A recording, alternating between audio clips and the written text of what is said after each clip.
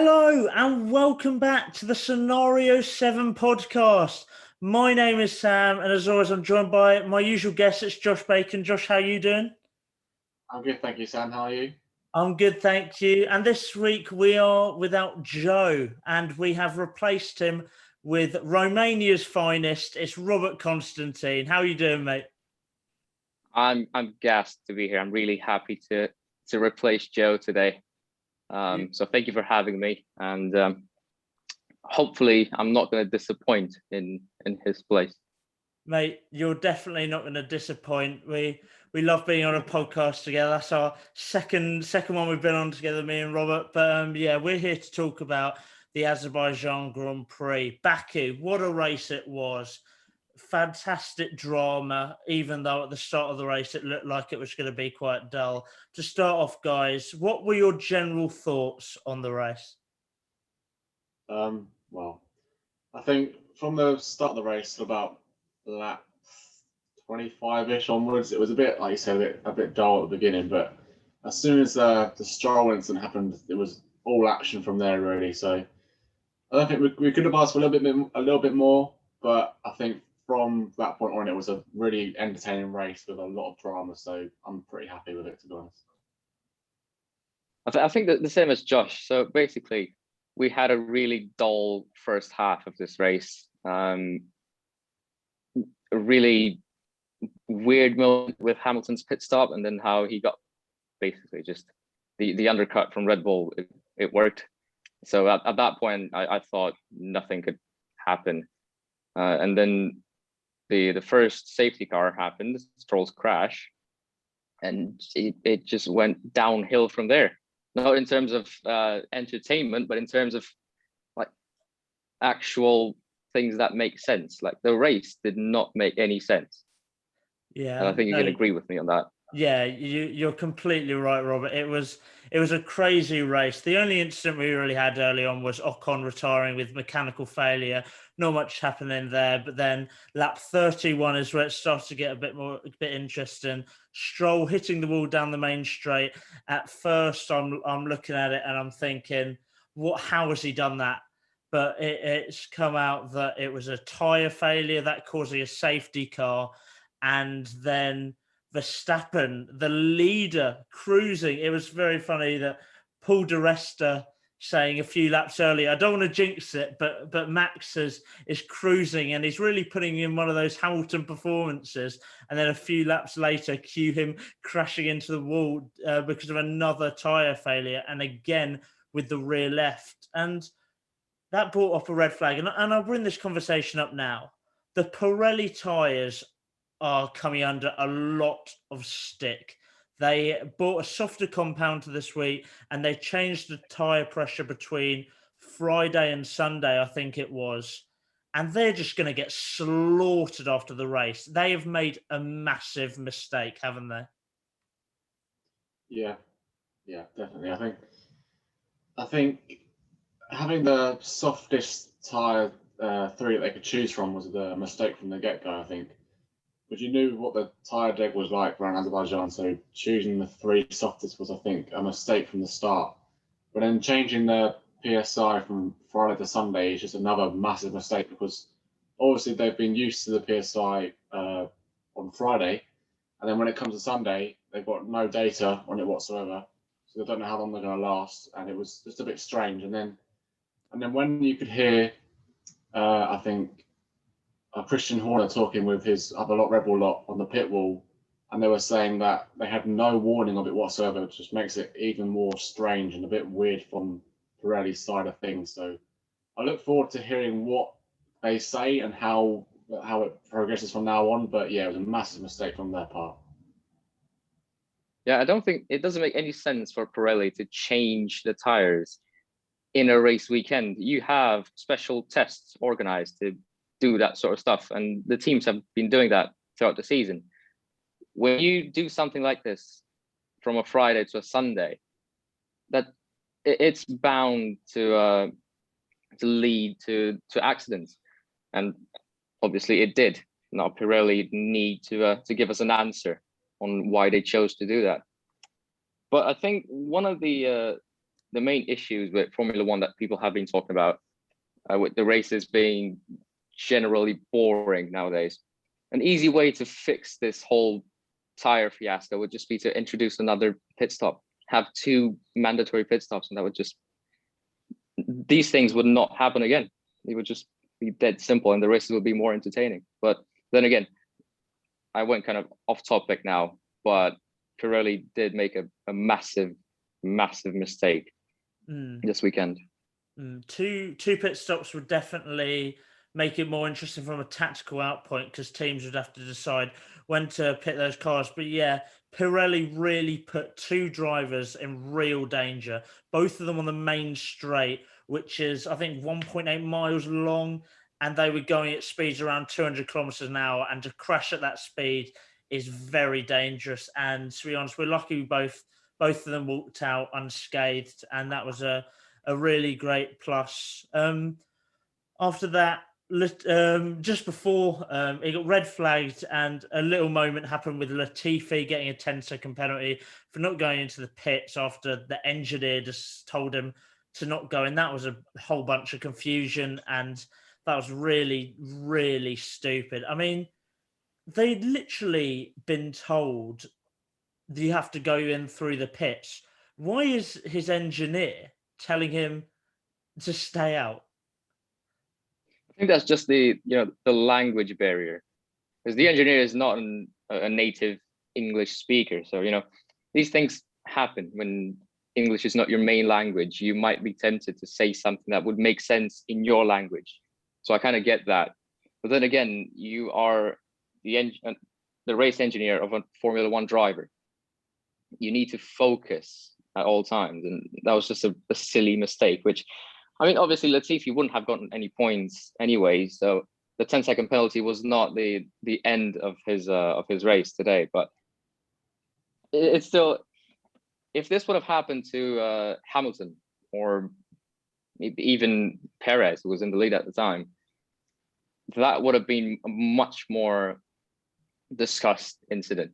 But since it's happened with Latifi, I can sort of just let it go for now.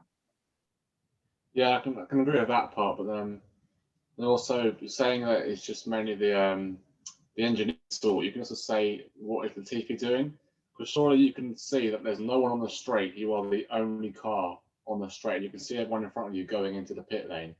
Surely just common sense just tells you that something's wrong here. Clearly, I should be going somewhere that I shouldn't usually be going.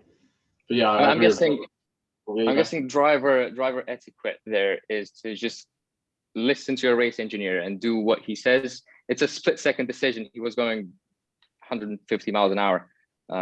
So you don't really have the time to think about these sort of things. So when your race engineer tells you to stay out, you'll basically do what he tells you. Because that's what drivers do. That's what they're supposed to do. That's how a team works. So I don't blame Latifi for that. It's just the race engineer. But again, nothing major, didn't affect anything. So yeah, just move on. Yeah, certainly. We then had George retiring with a gearbox issue when they came out under safety car ready to restart from the red flag. And they start off, Hamilton's tyres were already smoking, but that wasn't the issue. Hamilton locks up completely into turn 1, putting him to the back of the pack from second. And it's come out since then that he accidentally pressed the magic button, which is meant to warm up tyres under safety car before the lap, and he's lent on it, and that's just meant he hasn't been able to brake. And that, do you think that might have cost Hamilton, I don't want to say the championship, but like he had a great opportunity here, didn't he, to really put his mark on this fight with Verstappen DNFing? Do you think that's cost him and will cost him at the end of the season? I don't think it will cost him. He'll definitely be frustrated with himself because he could have created a gap and also helped out his team and the constructors of actually getting some points in Mercedes, because I don't think they actually got any in the end. But yeah, it would have put salt in the wound for Verstappen, because obviously he crashed out, getting no points. And if Hamilton could have stayed there, fought with Perez, and possibly got the win, he could have easily extended the lead, or taken it back and then extended it a bit more. But yeah, I don't think it will affect it too much, because he's only behind by, I think, 4 or 5 points. So I know it's probably a lot, but yeah, I don't think he'll be affected too much. But it was definitely a missed opportunity. Yeah, it's too early to tell if this would affect his championship hopes, but the thing it will affect is his morale. And whenever these things happen to Hamilton, he tends to focus. Just basically, I'm expecting France to be one of his best performances of the year, just because of this.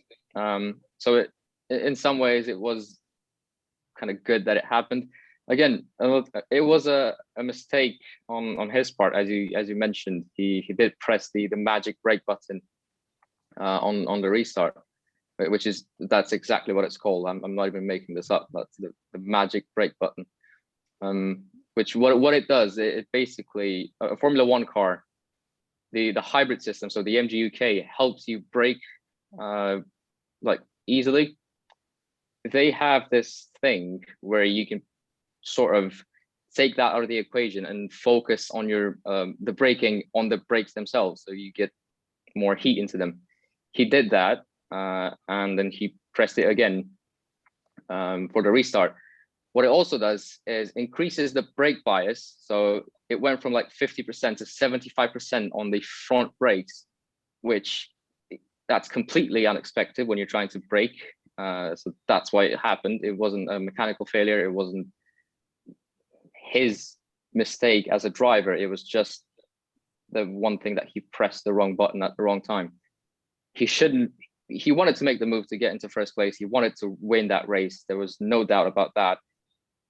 Maybe he should have just stuck with second, get the points, and yeah, it would have put him first in the championship. But then again, it's racing. You want to win it, so I don't blame him for that. Yeah, certainly. That's a great explanation, but it just shows in these like F1 cars and how technologically advanced they are. You press one button and it can like catastrophically affect your race, and that really proved that it can happen to the best as well in Lewis Hamilton. We finished the race. Sergio Perez, my guy, he took home first. Delighted with that. Vettel second and Gasly third, which I think is an awesome podium. Perez broke down about 300 meters down for the finishing line just after turn one, which shows how close it was. He was to not finishing the race. He broke down with a hydraulic issue, which I think he'd been nursing for a few laps, which shows how well he did to win that race. But guys, talk to me about that podium. Perez, Vettel, Gasly. Admittedly, Gasly is a bit of a young gun, but compared to like the last week on this podcast, we were talking about how young the podium was in Monaco. And this week, I mean, if Hamilton had finished on it, it'd have been even more experience. But it was just great to see not just Checo, but to see Vettel back to his best and on the podium again. It's a joy to see.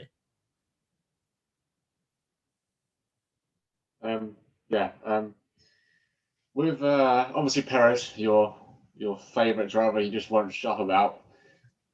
He drove well the whole race. He was biding his time at the start, and then obviously pounced on Leclerc, and then when every other opportunity he had. So for him, it was a perfect race. Luckily, he was able to nurse it for the last 2 laps, because I think on the radio they were like telling him to go through so many scenarios and press so many buttons to try and nurse the car over. So that was an excellent job from him to do that.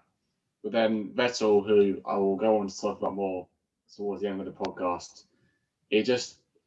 superb. It was like the old Sebastian was back just for this race, and to manage to get P2 out of that was just incredible, and a great drive from him.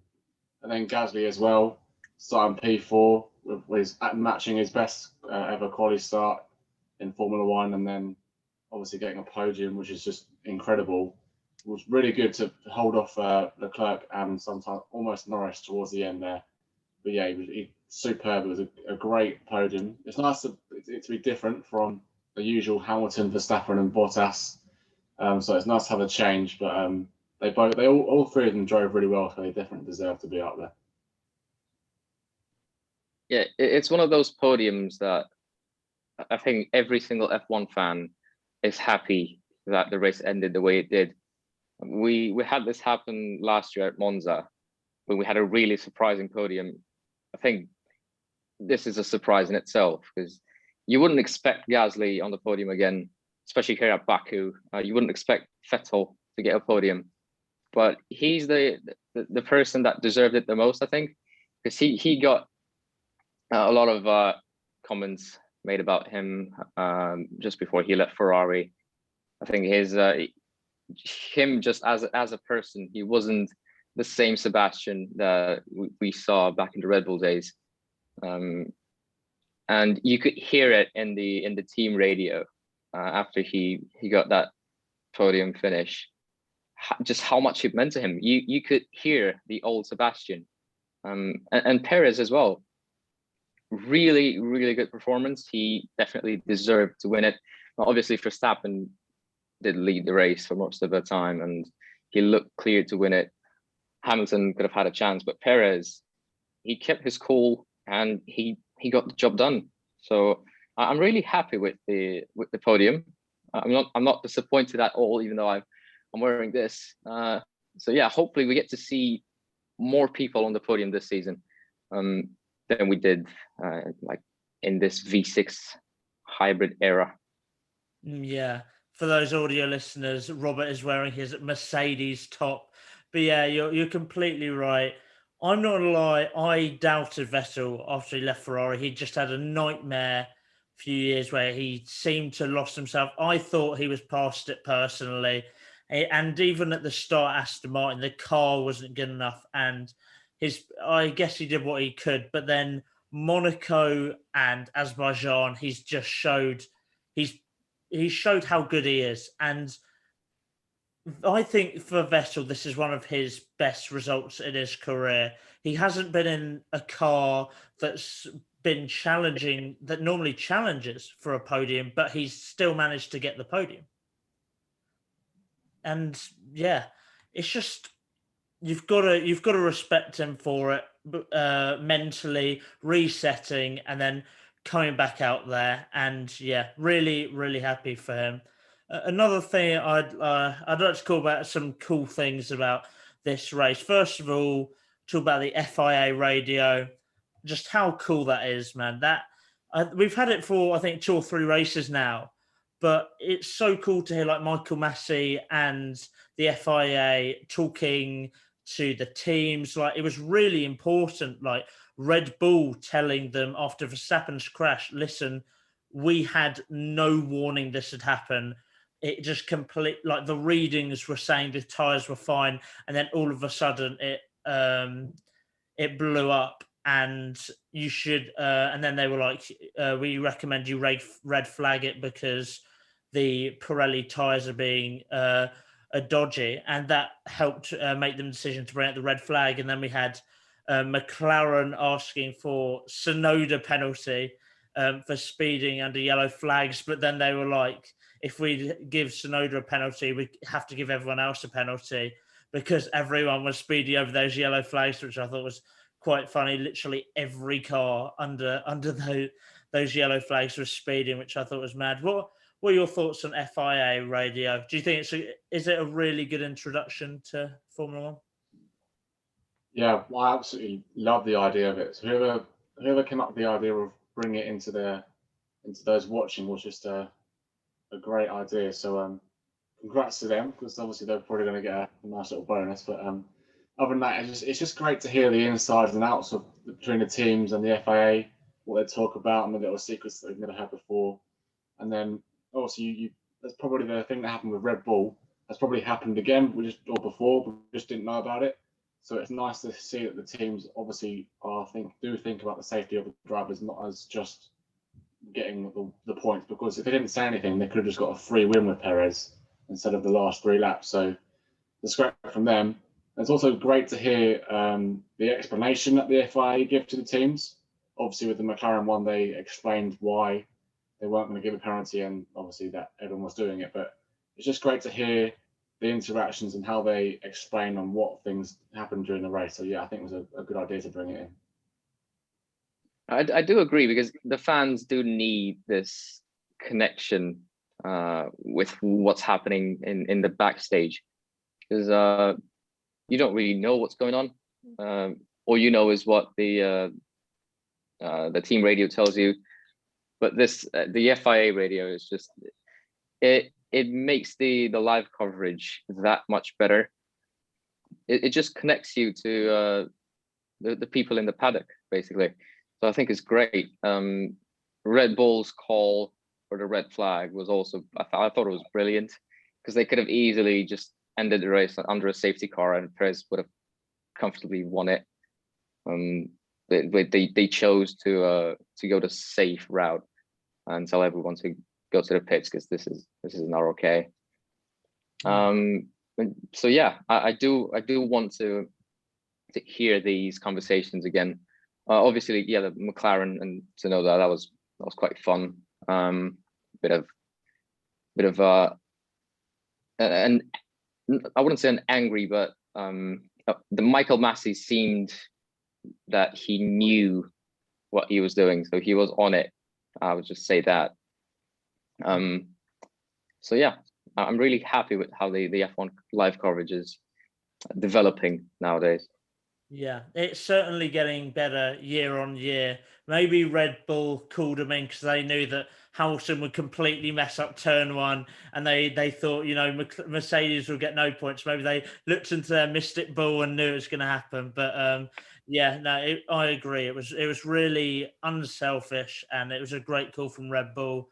They also introduced, this was new for this week, driver of the day interviews, which I thought was a bit weird, because after you've just done a race and it's so tiring, and you're normally used to your tier, and then you suddenly have this interviewer in your ear. And I think Vettel was quite confused about it. He made a joke about it, saying, "How did you get my number?" which I thought was brilliant. And you could tell after that race he was so happy anyway, and make his jokes. But yeah, it was. Do you think these will continue? I thought it was a bit weird, but I kind of liked it. But for example, if Mazepin gets voted driver of the day as a joke one week, and they go, "Mazepin, you came last, but you won driver of the day," I don't think that'd be great for like Nikita Mazepin, as he might not be very happy. Yeah, I'm not sure if it's really needed. I think they're just trying to try something new and see if it works. But yeah, as you say, if that does happen, which now that they've got these interviews, it could very much likely happen, just to try and make a joke out of it. I don't think it's really needed, but I like the thought. But like you said, they already do enough interviews, and they've just done basically 2 hours of driving at high speed, so they don't need some random guy speaking to them through their ear, asking them random questions on how their race was, when about half an hour later they go to the paddock and just ask the same questions. So yeah, I don't think it's needed, but I like that they're trying new things. I think it was a really good idea to do it with Vettel, because he is the type of person who would make some jokes. The whole interview would be quite fun. But as you said, Sam, if someone like Mazepin wins driver of the day, it's not going to be entertaining. So I don't see this like coming back in the next races. But it was a fun addition to this year's Baku. So well done, Baku, for that. Talking about Vettel's team radio after the race, I don't know if you listen to the whole conversation, but he was really ecstatic, and at one point he wanted to congratulate Perez, and he said "Feliz Navidad" to Perez. So that was interesting. Merry Christmas, Perez. Yeah, no, very, Merry Christmas to Perez indeed. I remember him saying Feliz Navidad or whatever they say. He just had no idea. That was very funny. I love Vettel. He's a great member of the grid, and he'll be missed whenever he leaves F1. Hopefully, it's not soon though. Let's move on to our team by team breakdown and how they did over the weekend. Starting off with the Mercedes versus Red Bull battle, we of course had Hamilton finishing 15th from second, Bottas finishing 12th from 10th. And then in the Red Bull garage, we had Verstappen third to DNF, and then Perez sixth to first. I mean, it's been 3 drivers have had nightmares, but one of them has had an amazing race. How do you assess the battle between these two teams over the course of the weekend? I think we'll start at Red Bull. Definitely got contrasting emotions on both sides of the garage there, but they had the pace. They looked like the fastest car all weekend, and then it came to the race, and obviously Verstappen was controlling it, and Perez was basically second or third the whole race as well.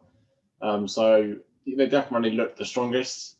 Obviously, they were disappointed with how the Pirelli tyres just gave way on Verstappen, and in the challenge he just doesn't get any points. Then they'll be happy because none of the Mercedes got any points, so they've even extended the lead with them in the constructors thanks to Perez winning first. And obviously, Perez's side of the garage will be ecstatic for him to get his first win with the team and get some decent points. So I think overall they'll be satisfied, but not ecstatic, but happy for the weekend results. And then move to Mercedes. Just I think not dreadful, but not a good weekend.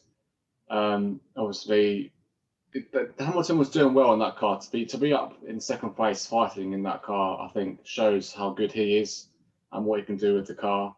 So they would have been happy with that until he made the slight mistake of pressing the magic button. They didn't seem too fussed though, because obviously only one Red Bull driver got points, and Verstappen didn't get any, so it didn't seem too fussed. But then moving on to Bottas, I think I was chatting to a few people during the race, and I don't see him staying there next season. I said to my dad said to me, "How is he in that car?"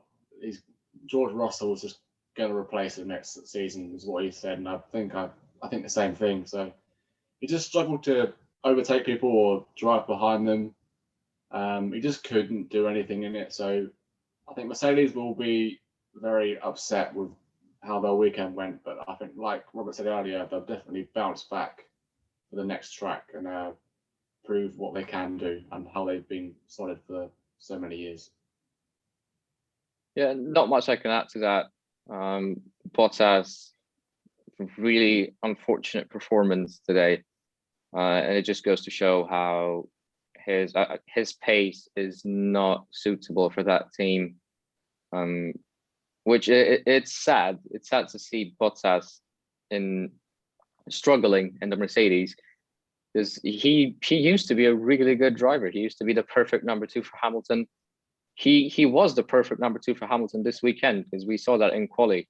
Hamilton wouldn't have started second without Bottas. That's for sure.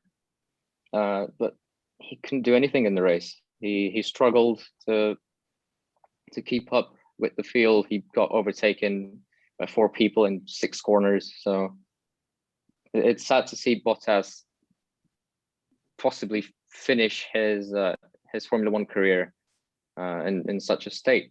But yeah, Mercedes are now 26 points behind Red Bull. So not too many points there. They could easily come back in this fight for the championship. And Red Bull, it was a good result for Perez, but not for Red Bull, I would say, because they should have had the 1-2. They should have taken all the points home. Verstappen had the fastest lap, so it would have been a much different result had Verstappen's tire not blown. But yeah, overall, the battle between Mercedes and Red Bull will be decided some other day. So yeah, we'll see. Yeah, certainly. I personally think Valtteri Bottas is gone. Even maybe not before Paul Ricard and France, but I think they'll do an Albon Gasly and midway through the season bring in George Russell personally, because Bottas is costing them big time. He can't overtake to save his life, and that is embarrassing. Bear in mind he's at probably the best team on the grid, or definitely top two. So that's very poor. Hamilton, yeah, just unlucky, pressing the button. So Mercedes will be very disappointed. And then Perez carrying the Red Bull team, like I know he can, because he is the best driver at that team. Definitely no arguments there. And yeah, Red Bull, well done, Perez, but Verstappen let down by Pirelli tyres. Now, moving on to another battle between two teams, it's the McLaren-Ferrari battle. Norris and Ricciardo, damage limitation, Norris especially ended up doing quite well. And Leclerc, despite starting pole, still got a decent finish with Sainz after going off quite early on, did get some all right points. So to be fair, I think it's been a good weekend for both of these teams. What do you guys think? Yeah, I can agree with that. But I think McLaren will be slightly happier just with starting further back and then progressing up the field to get a decent amount of points from where they were. I feel like they'll be slightly happier than Ferrari. But still, it was still good from Ferrari to finish 4th and 8th, I think. So they still got a good amount of points as well. But for them to be behind some of the people that finished ahead of them probably feels a bit strange to them. But this wasn't their weekend. It was just they finished at the bottom. They just did really well, and just fortune fell into their hands. So, like you said, it was a good weekend for both of them. But I think they both know that they could have done better and possibly got more points or maybe even a podium. I think McLaren and Ferrari had a really good race today. Like both teams got points with both of the drivers. Each team had one standout performance with Norris and Leclerc, and then Danny Rick and Sainz made some mistakes throughout the weekend and still ended up getting some points. So overall, I think both teams are going to be happy with how it all turned out. Obviously, Leclerc started on pole. I think he knew and the team knew that they wouldn't finish the race on the podium. They got quite close towards the end, but yeah, they just didn't have the pace to do it. One thing I will say, I don't think anyone expected Ferrari to be this good this season. It's just, I think it's really cool that for the first time in years, we have a genuinely exciting battle in the Constructors' Championship. Now, you do have Red Bull and Mercedes fighting for the top spot, but then McLaren and Ferrari are just really strong teams. You've got Aston Martin now, who have a second place finish today. So I'll be really surprised if Ferrari doesn't get a podium this season. Because You'll be glad Joe's not here that you said the Ferraris. You'll think it's really cool that the Ferrari are doing well, because he absolutely dislikes the Ferraris with a massive passion. So you're very lucky that he's not here to hear you say that. Yeah, I do think that Ferrari is gonna do well this season, and they will get a podium. That's my prediction, I would say. Yeah, I wouldn't say that's too wild. I think that's definitely within the realms of possibility, and it will probably be Leclerc. I mean, Sainz already got a podium in Monaco, so they already have won the season. But yeah, I definitely think they'll get another before the season has finished, most likely with Leclerc. Moving on to the midfield three, we've got AlphaTauri, Aston Martin, and Alpine. After the first few races, it looked like AlphaTauri and Alpine would kind of pull away. And now in Monaco and Azerbaijan, Aston Martin have really pulled themselves back in there, which is cool for a British team, and to see them doing well with a great driver like Sebastian Vettel. I think that's really cool. But yeah, how do you assess the midfield battle for this weekend? I mean, Gasly amazing. I big him up every week, and another a podium for him, which is amazing. And then Vettel and Alonso both getting really good results for their team, while both their teammates DNF'd. Yeah, like you said, it's Aston Martin has certainly found some more performance in their car, which is good to see them back fighting with other people, other teams. So yeah, it's good to see. But I think the struggling team out of those three is still Alpine, even though after the first few races it looked like they were competing with AlphaTauri a bit more, but they've struggled, I think, recently a few races, even though they're getting points towards the back of the points. They're still the team that's struggling the most, I'd say. And then AlphaTauri, I think they had a brilliant weekend with both cars getting into Q3. Even Tsunoda, I think was P8 he qualified, I think. So excellent from them on their side. And Pierre Gasly, you say it every week, Sam. You absolutely love him. He's a class driver, and he's proving it each time he steps into that car. So yeah, they definitely had the better weekends. And then I'll also say Aston Martin would be happy with those. Obviously, frustrated and annoyed with Pirelli for Stroll's tyre, but they can still be happy with getting their first podium as a team or newly named team. And then obviously Alpine, Alonso got points, but Ocon DNF'd on lap 4, so not the best weekend, but still a point. So yeah. But a lot of talent in the midfield. All three teams have really talented drivers, and I think when Stroll DNF'd, he was running in P8, I think. So it would have been a brilliant result for Aston Martin, and it is a brilliant result nonetheless. AlphaTauri, again, Gasly, as you said, he is one of the best drivers on the grid. He's incredibly talented, and I think if he would get the chance to race for Red Bull again, I think he'd be a much better driver than he was in his only season there. But yeah, for AlphaTauri, he's just brilliant. Tsunoda, I mean, he's in his first season in F1. You cannot blame him for anything.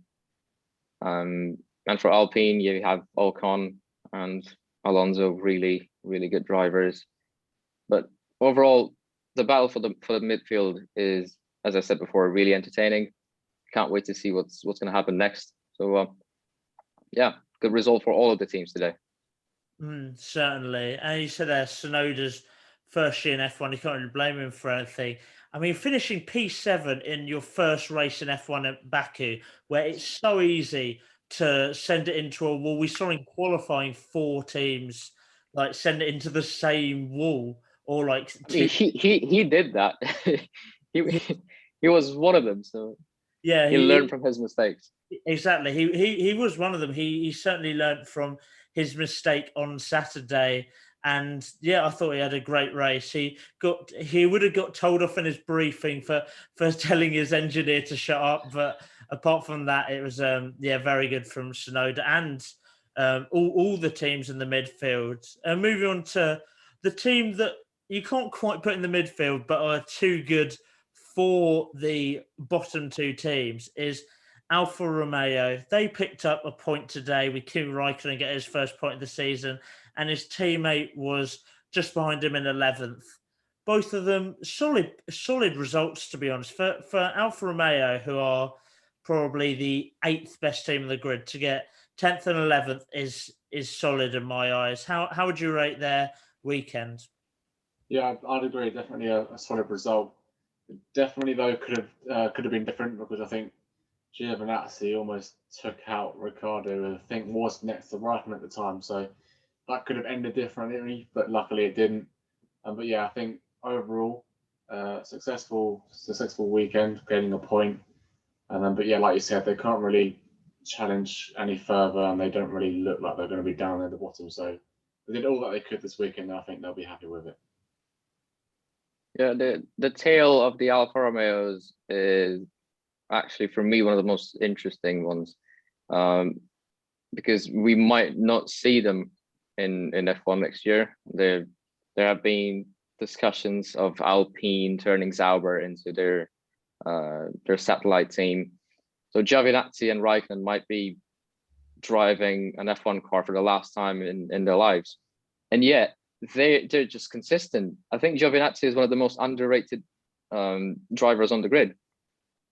He constantly beats Raikkonen, who is a world champion, and yet people don't really notice that because they're just so far down the grid. But yeah, good for Raikkonen to get a point. I think Giovinazzi has 1 point as well, so 2 points for Alfa Romeo, which is not bad. It's quite good for a team that is not really fighting for anything. They're just there to pick up scrap points, and that's what they do. But yeah, it was fun to watch them race at the restart, and as Josh said, Giovinazzi almost did a bad thing. But it's just good to see the drivers in the back of the grid battle it out for the final point. So that was fun. Yeah, I completely agree with your point about Giovinazzi. If you've asked me a few years ago about him, I'd have said he is terrible. I don't know how he's an F1. He's a pay driver, but over the last few years, he has really improved. He's like underrated how quick he is. He's a very quick driver, and he's just very, as you said, he's so consistent. To beat Raikkonen pretty much every week is such a great achievement for him. And I agree, he's very underrated. Good that he's got a point this season. Debatably deserved more, because I remember there was a race where he got moved down from, I think it was 9th, because of I don't remember what it was because of, but yeah, he could have more. But yeah, as you said, totally underrated. Really like him. Now, moving on to the bottom two, we've got Williams and Haas. Neither of them look like getting a point this season. I mean, Russell DNF'd, starting 15th. Unlucky, but he wasn't going to get any points. Latifi, 16th to 16th, got the drive through, got the 10-second penalty, as we mentioned earlier. And then Haas actually finished quite high up because of the amount of DNFs and penalties and issues. Schumacher finishing 13th. He did go on team radio after Mazepin almost defended him into a wall with a few swear words, which I was wondering when Mazepin was going to bring back his F2 defending tactic of just drag them slowly into a wall. Any move they make, just stay in front of them. And then Nikita Mazepin, I mean, he's a contender for driver of the day. He beat a 7-time world champion on track today. On track. Lewis Hamilton didn't even retire, and he beat him on track. We'll completely forget about turn 1. What a performance. And yeah, he's my driver of the day. Thanks for the podcast. But yeah, he just kind of did what he normally does, stays at the back and just gets in people's ways. How do you assess these two teams? You pretty much said it all there, Sam, not going to lie.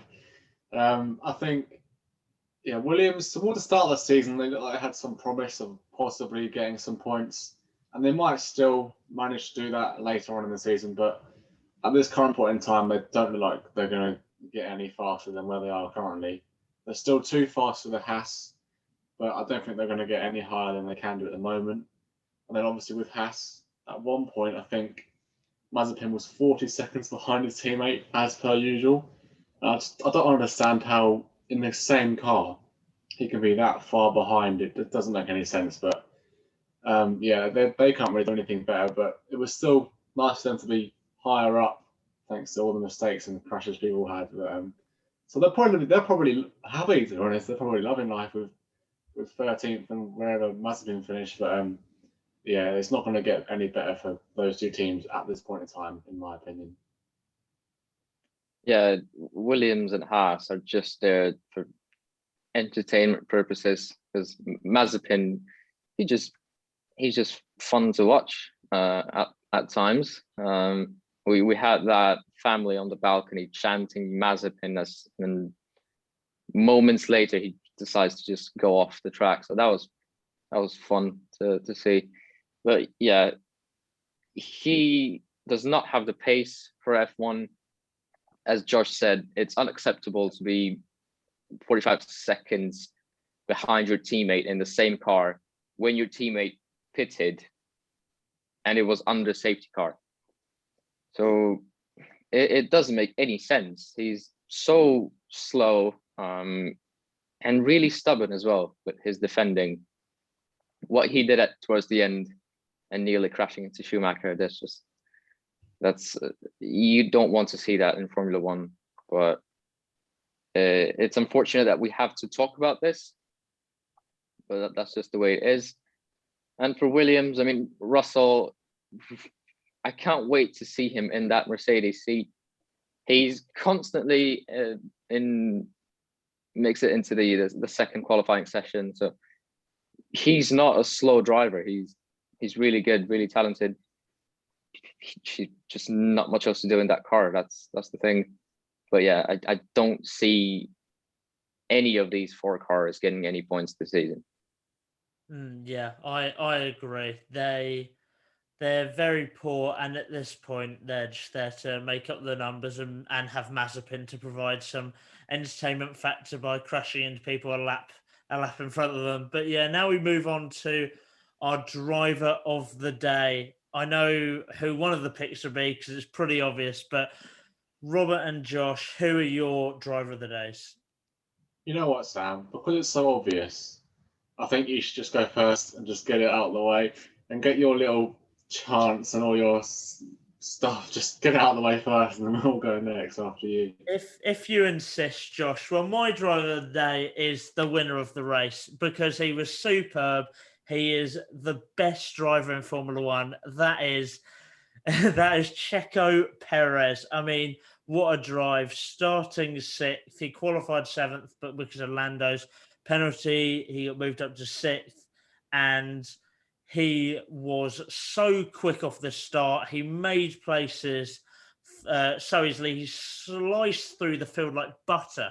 It was fantastic. He kept Hamilton behind him, who Hamilton kept having to go, but Perez defended so well. When Verstappen made a mistake, even though he had hydraulic issues, he was not losing that race. He did break down 300 meters after the line, but he was fantastic. I do not want to hear anyone else making Albon or Gasly comparisons to when they were in the F1 car, especially Albon. They are not in the same league. They're not in the same stratosphere. Checo Perez is miles above. How many wins did Albon get in that car? None. How many wins has Albon got in Formula One? None. Checo has 2. Checo is amazing. He's better than Verstappen, and he's just the GOAT. What a guy. Who are your driver of the days? I'm so glad we got it out of the way because there was a massive rant towards the back of that. But my driver of the day has to be Sebastian Vettel, starting from P11 and finishing P2 with luckily with some fortune, but definitely deserved. And similarly to Perez, he had a great start, jumping quite a few places from the get-go, and then just had a solid race from there on. He was like just holding people off and staying in touch with people in front of him. And then, yeah, just to somehow see the old Sebastian, and like Rob said earlier with on the chat and the radio afterwards, you just tell that he was over the moon and just loved being back on the podium. So it was great to see him back there, and it was definitely deserved. And I think we will see him improve over the season with the confidence he's gained from both Monaco and Azerbaijan. So, yeah, for this race, my driver there was Sebastian Vettel. Yeah, here's the interesting thing, because I would have chosen Vettel as well, but since the rules of the podcast prohibit me from choosing the same driver as you guys, I'm going to have to go for Pierre Gasly, which I think is an obvious choice. He is the man to get that 3rd place on the podium. Like, I don't see anyone else on that podium apart from Gasly whenever this sort of race happens. He's just there. He's really talented, a consistent driver. He defended well in the last couple of laps, because trying to defend against Leclerc and that Ferrari is not easy to do, and yet he did it. Gasly has the potential to be much more than a really good midfield driver who occasionally gets a podium. And I would really want to see him in that Red Bull seat again, alongside Verstappen. Just I want to see that, even though Perez is really talented. I have to give it to Sam. Perez is one of my favorite drivers as well. But then again, Gasly is younger, so his future in F1 is clearly going to be interesting to all of us. Yeah, certainly. Now, it would be great to have Gasly back in the Red Bull, and then Perez as the first driver with Verstappen as the reserve driver, which is currently held up by Albon. So I think that's the way it's going. But yeah, that I think that concludes our discussion on the race. What a great race! We're back in 2 weeks for a preview on Paul Ricard. First of all, thank you, Josh, and thank you, Robert, especially for joining us at short notice today. And you gave some great insights, so thank you for joining us. I'm happy to be here. Thank you for calling me up. No worries. You came in like Hulkenberg last season for Racing Point last minute and did a great job. So thank you for that. And thank you for watching or listening. Make sure to stream, like, subscribe, whatever you need to do on the platform you're doing. Thanks for watching, and we'll see you in 2 weeks. Thanks, guys.